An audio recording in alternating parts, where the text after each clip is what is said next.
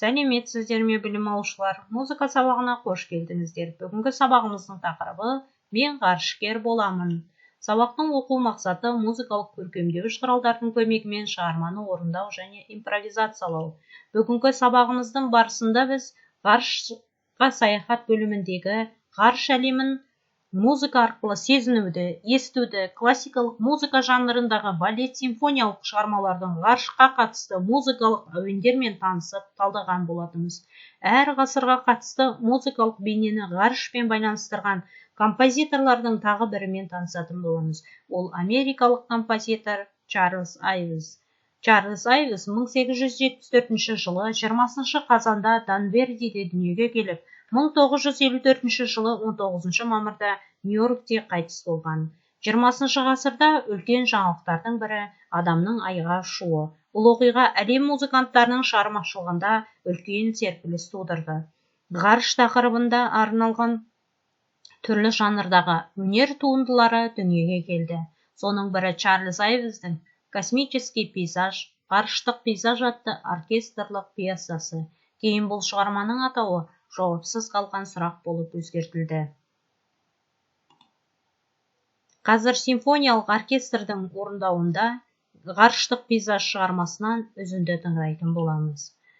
Музыканы түсінікті тыңдай білу үшін өзімізді бір сәтке ғарышкер сияқты сезініп көрейікші.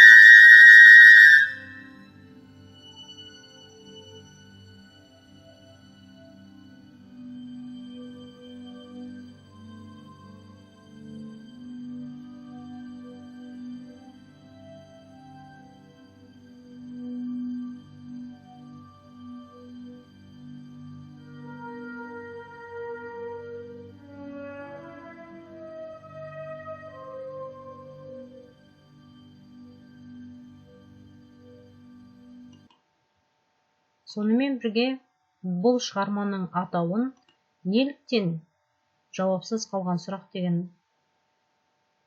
соған тоқталып өтсем. 4 ғарышкер белгісіз бір ғаламшарға ұшып барады. Ғарышкерлер әсем, ғажайып және өте құпия ғаламшарға таңдана қарайды. Бір кезде ол ғаламшардың тұрғындары «Қайдансыңдар? Кімсіңдер? Қандай оймен келдіңдер?» дегендей дыбыс түрінде сұрақтар береді. Ғарышкерлер естіген дыбысқа әр тілде жауап беруге тырысқанымен, оны ғарыш тұрғындары түсінбейді. Осылайша 7 рет қойылған сұрақ жауапсыз қалады.